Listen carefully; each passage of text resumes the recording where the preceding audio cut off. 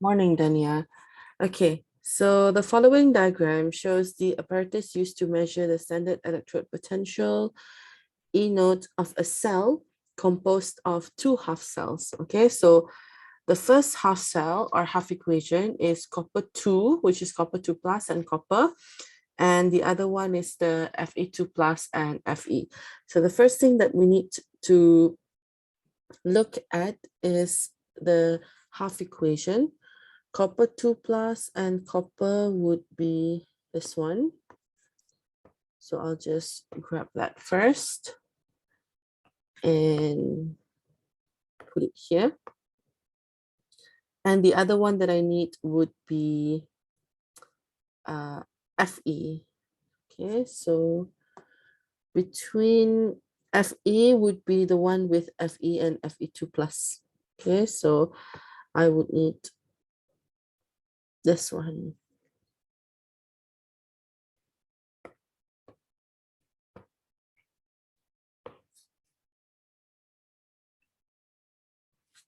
Okay. So I have arranged it so that I put the more positive to be on top. Okay, now if you were to do this in the exam, of course, you have freedom to choose whether you want to have your Fe half cell on the left or Cu half cell on the right. Okay, but for our purpose, I'm going to put Fe on the left and Cu on the right. Okay, so we start with Fe first. We need to complete the diagram. So it's partially drawn for us. If we look at the equation for Fe half cell, there is the Fe, which is usually a solid. And if we are looking at a cell, our solid is usually the electrode. Okay, so that means A, which is pointing to the electrode, is our Fe solid. So that's done. And then we want to have an Fe2 plus, which is usually aqueous. So that means if it's in aqueous state, it would have to be in the solution. Okay, remembering that the concentration for the solution would always have to be in standard condition, 1 mole per dm cube. Okay, that's done. My half cell is done, but my diagram is not complete because I need a voltmeter to connect the two electrodes or the two half cells. And another thing that's missing is a salt bridge. Okay, so I need to add a salt bridge. And then, so I'm done with the left side. Now I'm going to move on to the right side. Okay, sorry. Again, if I look at the half cell of copper, so I'll just erase this just to make it clean. Copper would usually be a solid, so that means it makes up my electrode, which is what B is. Okay, copper solid. And then copper 2 plus is aqueous, which is in a solution. So that's my D. Okay. In the spaces below, identify or describe what four letters A to D represent. Okay, so then you can just fill it in. Even though it is not being mentioned, okay, they actually want you to write down the standard condition of the solution. Okay, 1 mole per dm cube. So you include that in your answer. So for example, C is Fe2 plus, sorry, not Fe aqueous. Fe2 plus aqueous, 1 mole per dm cube. You can also write down the complete reagent, for example, like iron sulfate, FeSO4 aqueous. That's fine too. But you must mention the standard condition at least once. The other one is D, copper 2 plus, aqueous. Again, if you have mentioned it once, the standard condition, that's fine. Hello, Tarmizi. We are now looking at question 12. Okay, so if you want to write down the full formula of copper, you can use copper sulfate, or you can use copper chloride or copper nitrate. Okay, but making sure that it doesn't produce precipitate. It has to be a clear solution.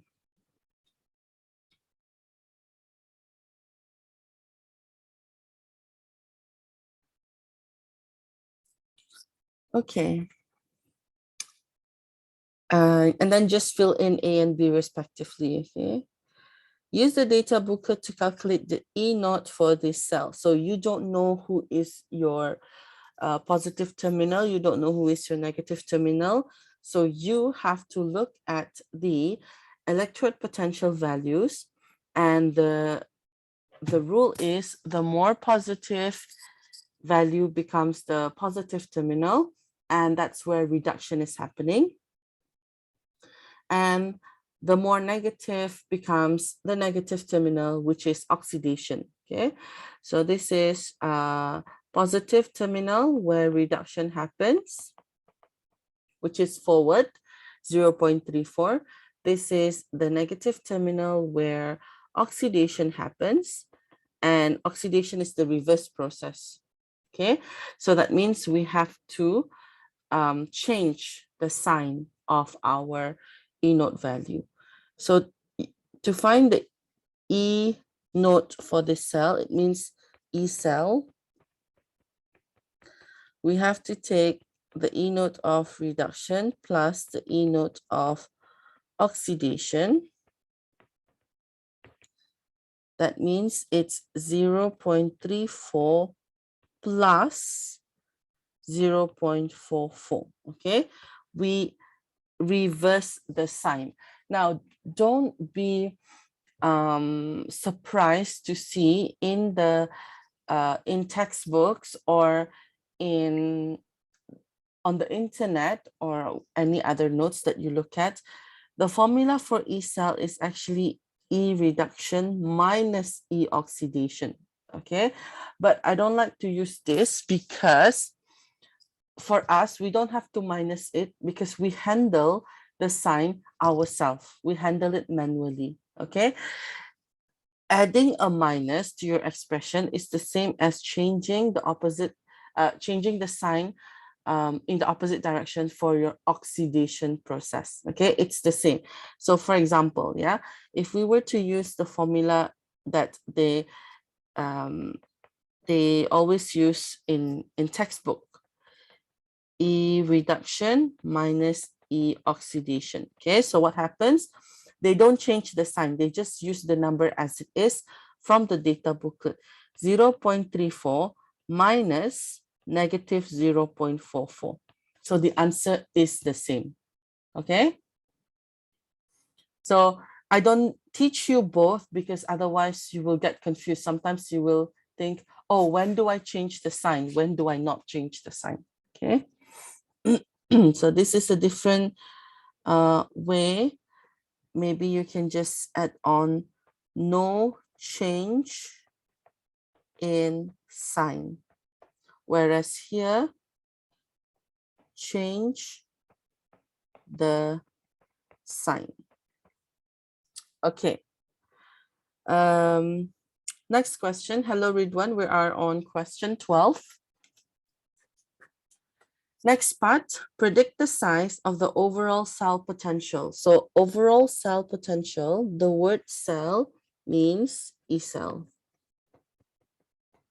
Okay, so what is the effect on E cell when you change the concentration of C?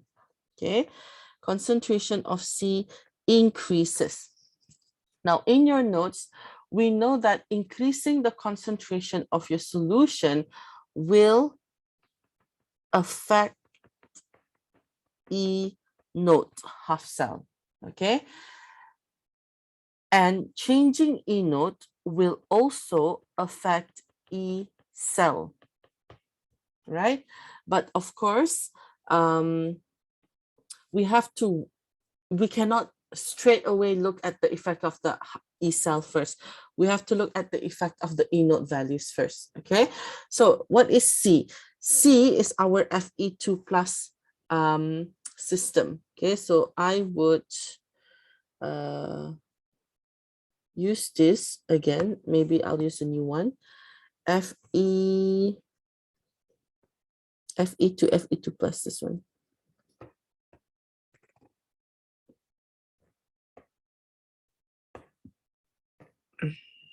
Okay. Right, so I will have this. I think it would be best for you to have this equation separately and also the number. Okay, so let's see. C is our Fe2 plus. So what happens if the concentration of our Fe2 plus increases? Okay, so you look at the equilibrium. If we increase Fe2 plus, equilibrium will try to reduce the Fe2 plus by favoring the forward reaction. Okay, you all are familiar with this, right? Okay, so if we favor the forward reaction, if we go forward, that means the E node, no, not E node, we call it E now, because E node is when it is under standard condition, 1 mole per dm cube. Okay, so if we increase Fe2 plus, the E will now become more positive. All right. Now, if you cannot visualize it qualitatively, I usually play with some number. Okay, I will use number. So more positive would be approximately negative 0.30, for example. Okay, I do not know, unless I use the Nernst equation, then I know my new electrode potential value. Okay, but I'm just going to assume that it's minus 0.30. So that is the effect of on electrode potential. But the question wants to know what is the effect on E cell. So you have to be careful here. Students always answer, well, it becomes more positive, but that is the effect on the electrode potential, not the cell potential. Okay, cell potential, just now we take our E node reduction plus E node oxidation, where we have to change the sign of our oxidation. So there's no change to our reduction, which is 0.34, but there is change. I'm just going to play with the number here, okay? Plus 0.30, for example, sahaja. So that is around 0.34 plus 0.30. That is around 0.64, okay? Now, if you compare this number, 0.64, with your E cell here, which was 0.34 plus 0.44, the E cell was 0.78.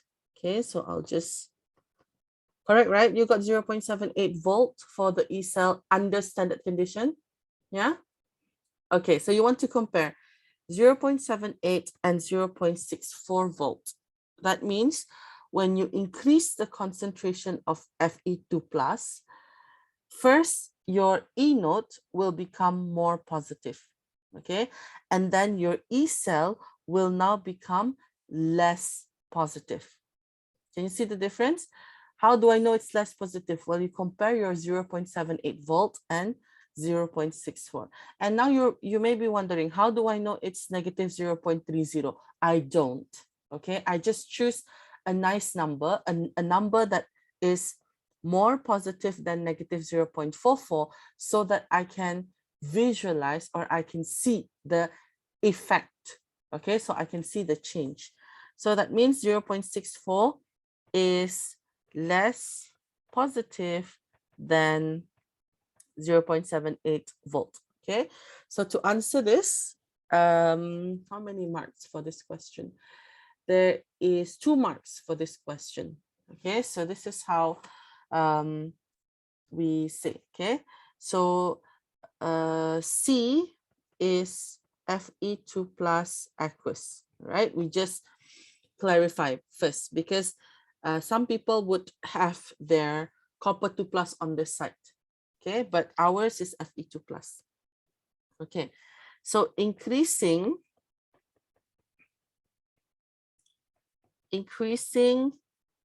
Fe2 plus or increasing C, whichever you want to use, will make E, which is your electrode potential here, more positive. Okay, so the overall E cell, notice that I have not used the standard symbol because I've already changed the concentration, so it's no longer standard. So the overall E cell, which is our cell potential, if you see here, is now less positive. Okay, less positive and more negative has the same effect. So the E cell potential is less positive. Okay, so 2 marks.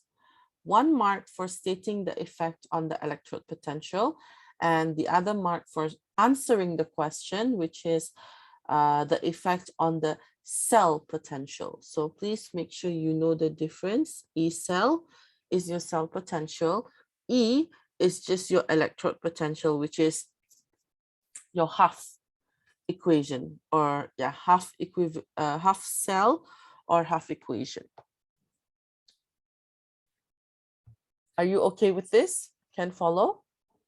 So in your notes, we actually don't look at the effect on your E cell, which I should have included, right? Because exam questions usually want you to answer what is the effect on the E cell. But in your notes, I only teach you what is the effect on the electrode potential. Okay.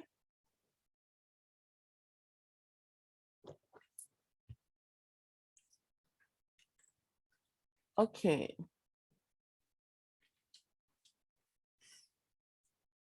Right. If you are not done with this part, you can take a screenshot, and then I would like to move on to the next question, which is question 14. Okay, so question 14 is constructing or writing down equation using the data booklet, using your half cell equations. Okay, can I move on already? Or are you still copying? Okay, Dania says okay. The others okay? Yeah? Okay, thank you. Question 14.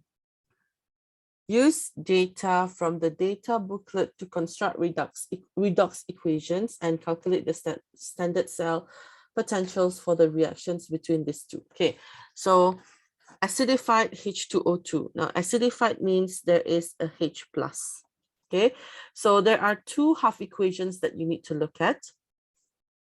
The first half equation is the one that includes H2O2 and H plus.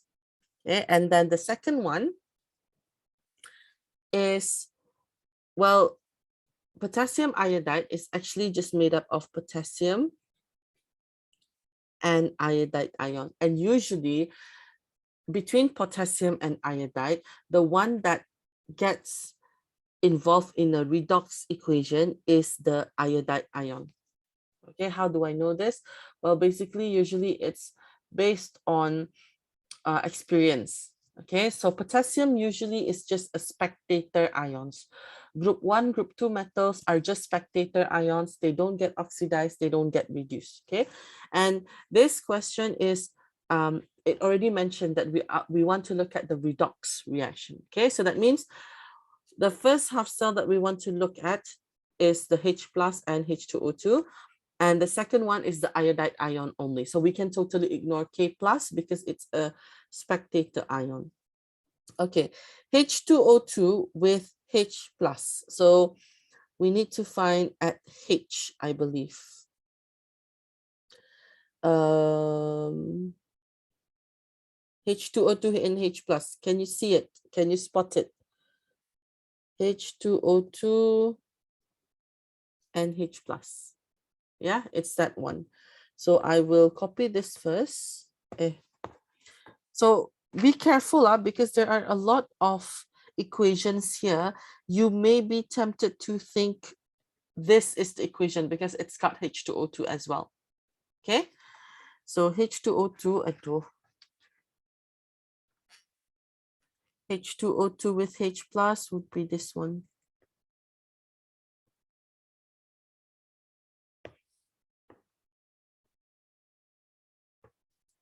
And the other one would be the iodide, which you should not have a problem with. So the question also say calculate the standard cell potentials. So that's why I have, I take the value as well. So iodine, iodide is under I, which is here. You see, there's iodide here. Okay, so that means iodide will be oxidized, right? But we will have a look at that.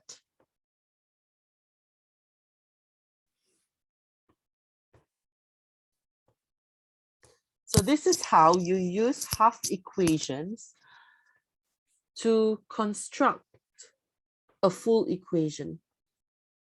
Okay, so you can already see that my H2O2 half cell is more positive than my I2, I minus half cell. Okay, so first we want to construct the balance equation.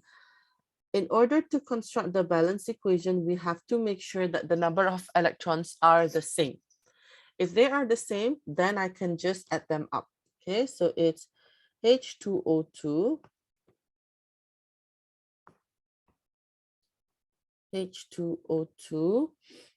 plus 2H plus 2 electrons. Now, that's for my reduction process. Okay, iodide will be oxidized. I cannot have reduction and reduction happening. Okay, so this is oxidation and this is reduction. So if you think you make careless mistake easily, then what you can do is to rewrite the equation. Okay, oxidation is equals to 2I minus to form I2 plus 2 electrons.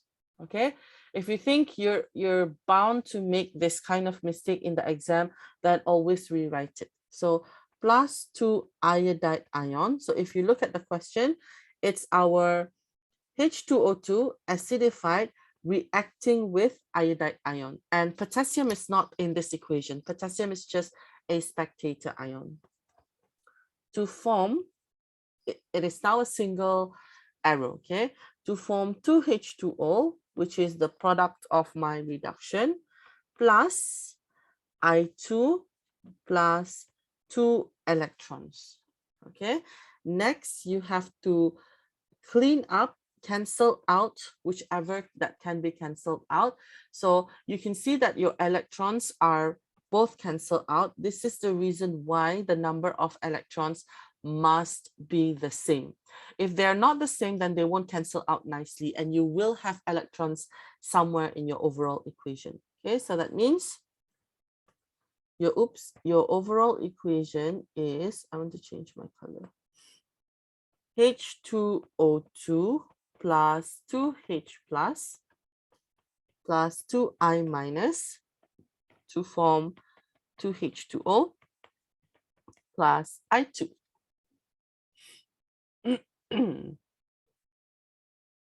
Now, if you want to include the potassium ions, you can include, okay? But make sure that it is balanced, all right?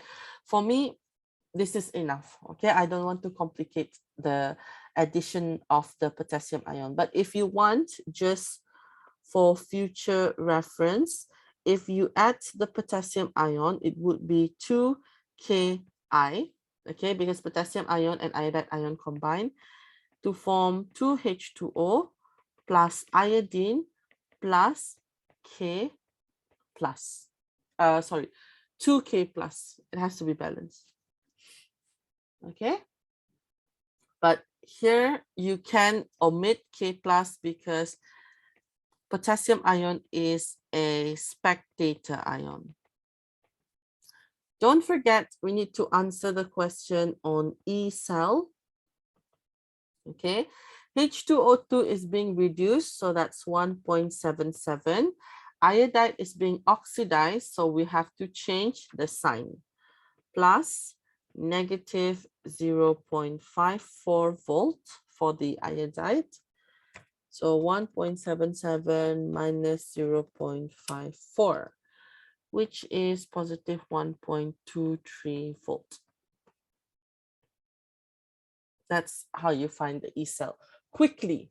Okay, so that's why it helps. I like to have my half cell in front of me, but for you in the exam, if you think this is time consuming, then you don't have to copy everything. Okay, just make sure that you know, especially for oxidation, because oxidation is always the reverse, and students always forget to reverse the equation and forget to change the sign. Next is chlorine and SO2. So chlorine, I'll start with chlorine, which is at Cl, at C, I mean. So I'm just going to take this whole thing and SO2. Where do I have space to do this? Maybe just here. I wouldn't have space. And the other one is SO2. Okay, so it looks like, you see here, I've got a chlorine, right? And this chlorine half cell is very positive. So it looks like it will go through reduction. Agree? Because of the high positive value. So if you have a high positive, the reaction wants to happen in the forward reaction. If you have a high negative, the reaction wants to proceed in the opposite direction. That means oxidation would like to happen. Okay, so it looks like chlorine will be reduced. So that means my SO2 will be oxidized. Okay, why do I need to know this information now? Is because that means if SO2 is being oxidized, I should find my SO2 on the right side. Mana? Here. Can you see SO2?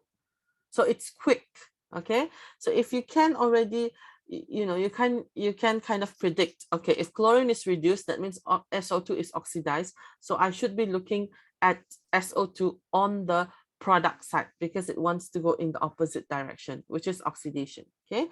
So, and in fact, that is true. This is the half cell or the half equation that I need to go with chlorine. Okay, so you can already see that,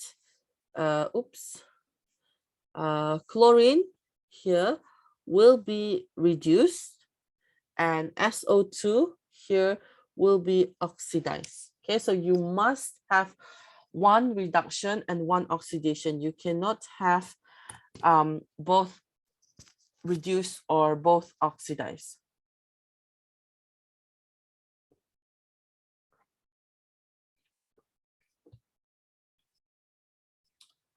Okay. So first things first, we checked that the number of electrons is the same. So you can just add them all up. Again, I will just write down the oxidation reaction in the correct way. SO2 plus 2H2O to form SO4 2 minus plus 4H plus 2 electrons. And if you combine oxidation and reduction, you will see that the electrons will cancel out nicely. Okay. So what do we have here? Okay. So you should have, I'll let you do it. Combine the two half equations, and then I'll give you the overall equation. Don't forget to find the E cell as well. Reduction is 1.36 and oxidation should be the reverse, which is negative 0.17.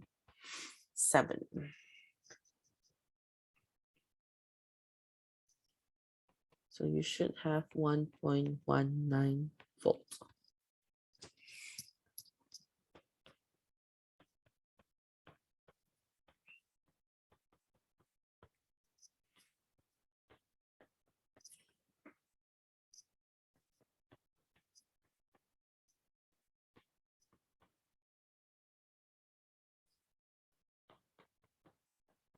Okay, so that's my final answer after tidying up the equation.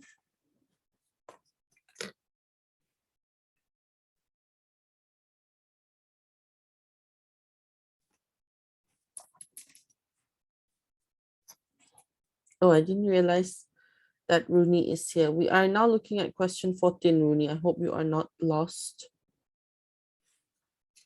Now, another thing that I want to point out is that these ions actually can combine with each other. You see here, you've got an anions, yeah, SO4 2 minus, and you've got 4H plus. Okay, another way of writing this down is, but if you don't, that's also fine. So you see you've got 2Cl minus, so that's 2HCl. If H plus combined with Cl minus, it becomes HCl. And then the other two, the remaining two hydrogen ions will go with sulfate, H2SO4. Okay, 2H plus and 1 SO4 2 minus. So that's how you can simplify or write that down neatly.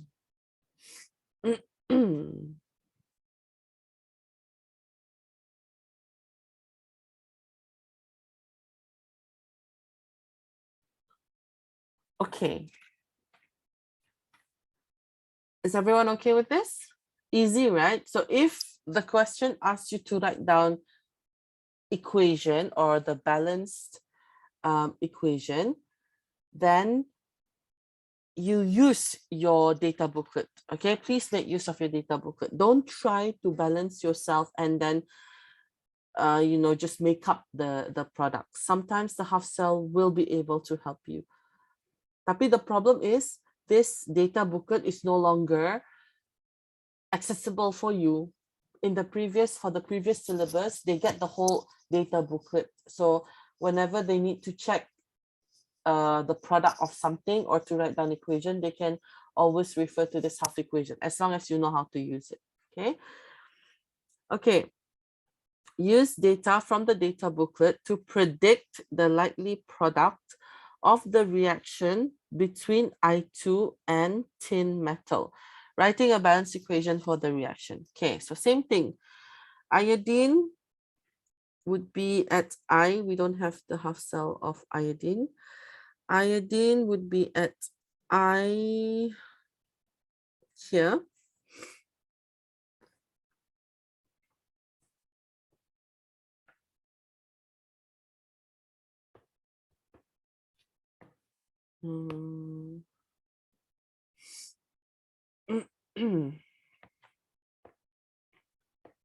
Okay, and then tin would be SN.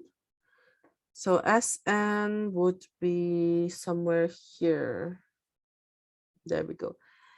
Okay, now you see SN tin to SN2 plus. Okay, but I want to point out that SN2 plus can also be oxidized further to SN4 plus. Okay, so we're going to see if SN2 plus can be oxidized further. Okay. Okay, so I'll just copy them both. Paste. Okay, so you can see that and in this reaction we have I2 and SN. Okay, so that makes sense. It looks like I2 will be reduced and SN will be oxidized to SN2 plus. Okay, however, right, however, this SN2 plus can be oxidized further. Okay, so this is a case, well, this is, I wouldn't say that it's less common, but you don't see it all the time. Okay, so let's see. Your reduction process, which is going forward, is plus 0.54, correct? Oxidation process, we look at SN to SN2 plus, and that's positive 0.14.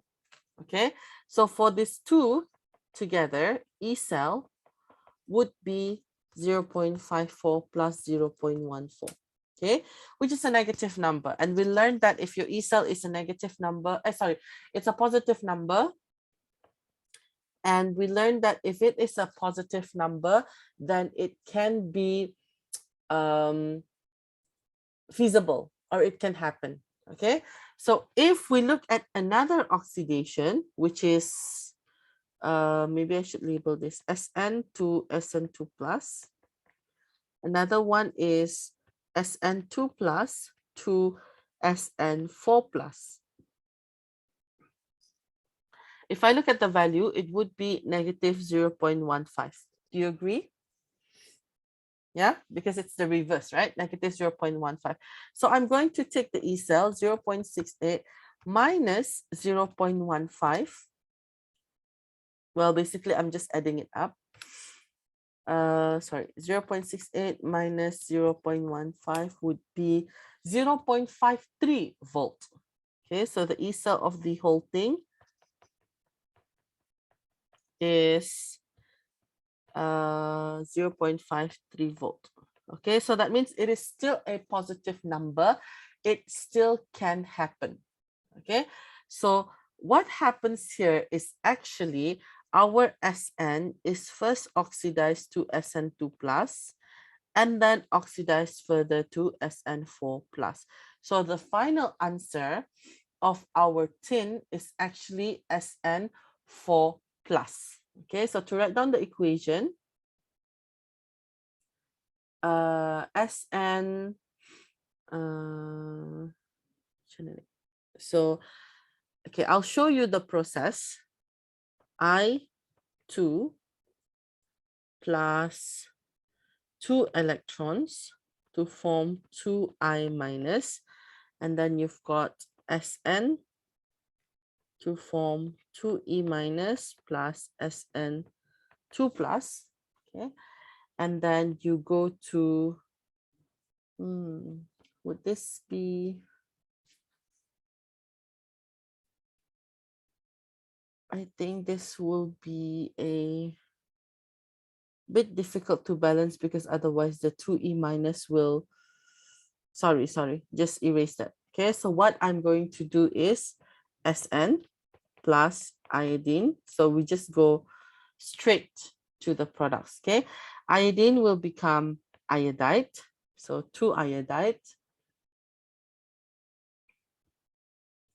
plus SN4 plus. Okay. I know already because it's not balanced. So artinya SN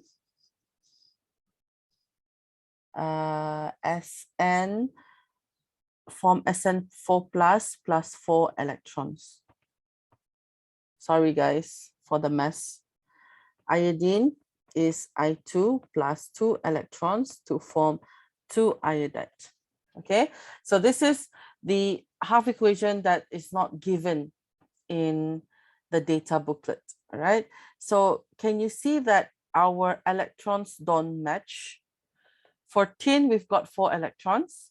For iodine, we've only got 2 electrons. So that means we have to multiply the half equation of iodine by 2. Okay, so if we were to write the overall equation, it's Sn plus 2 iodine plus 4 electrons to form Sn4 plus 4 electrons plus 4 iodide. So the electrons cancel out nicely. And you can combine the Sn4 plus and 4i minus to become SnI4 because it is a metal and a non-metal. So it's a tin iodide compound. Okay, so this is also E-note values can also tell you whether the species can be oxidized further or reduced further. Okay, if your E cell becomes negative, that means the reaction cannot happen. But here you can see that the reaction is, the E cell is still a positive number, which is feasible or spontaneous. That means it can happen.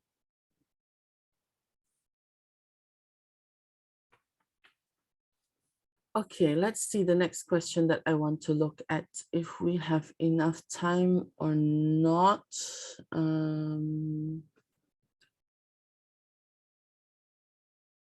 Describe what you would see. CR2 plus CR2O7. Okay, hold on, yeah. This one, 17 part 2. I think that should be a quick one. Yeah, 17 part 2. Otherwise, 18 would be a long question. Use the data booklet to calculate the standard cell potential for the reaction between chromium ions and dichromate ions in acid solution. Okay, so this one you need to, that means CR2O7 2 minus plus H plus. Okay, if the question mentions acid solution, that means it's in H plus. Construct a balanced equation for the reaction. Okay. So if we look at the half equation, the data booklet, CR would be somewhere here. So we want a CR2 plus and a dichromate. Okay, so you can see here, dichromate is CR2O7 2 minus, yeah, with in acid solution, with 14H plus. So that means dichromate will most likely be reduced. Okay, dichromate will be reduced. So that means the chromium ions must be oxidized. So if you're torn, do I take the CR2 plus here or do I take the CR2 plus here? There are two possible options for you, okay? But because dichromate is already undergoing reduction, that means chromium must undergo oxidation. So if we are looking at oxidation, we should take the chromium ion on the product side. Is that clear? Okay. So also, if you notice that the electrode potential value for dichromate is 1.33, which is highly positive. It wants to undergo reduction. So the other half cell will have to undergo oxidation. Take screenshot, copy. Okay, so another common mistake is for students to choose this half equation, which is chromium to CR2 plus to chromium metal or chromium solid. So I will just paste this. Okay. there is a problem here. We have a problem because of the number of electrons. I hope you can see that. Now, I forgot to mention this. If you change or if you multiply your half equation, your E naught values stay unchanged. Okay, so even if I multiply this by 6, my E naught will still stay as negative 0.41. Okay, it doesn't get multiplied by 6. This is not like enthalpy change where you multiply the delta H and then you also multiply the value. Okay, so what happens here is that dichromate will undergo reduction and Cr2 plus will undergo oxidation. So if it undergoes oxidation, it will be 6 Cr2 plus to form 6 electrons plus 6 chromium 3 plus ions. And the value is positive 0.41. All you have to do is combine, add the two equations together. So you should get Cr2O7 2 minus plus 14H plus. The electrons will be nicely cancelled out. 6 Cr2 plus to form 2 Cr3 plus and 6 Cr3 plus. Now you notice there is 2 Cr3 plus and 6 Cr3 plus. If you add them up, it will be 8 Cr3 plus. Okay, so I will write it as 8 Cr3 plus 7 H2O. And the E naught, E cell value will be 1.33 plus 0.41. The reason for my addition is because I've already changed the value. So that should give me 1.74 volts. Describe what you would see if a blue solution of chromium ions was added to an acidified solution of dichromate ions until the reaction was complete. Cr2 plus ions was added to an acidified solution of Cr2O7. So that means you will get a change in color, okay, because dichromate is, if you remember, dichromate is orange and chromium is green. Okay, so the change in color would change from orange to green. Let me just double check that dichromate.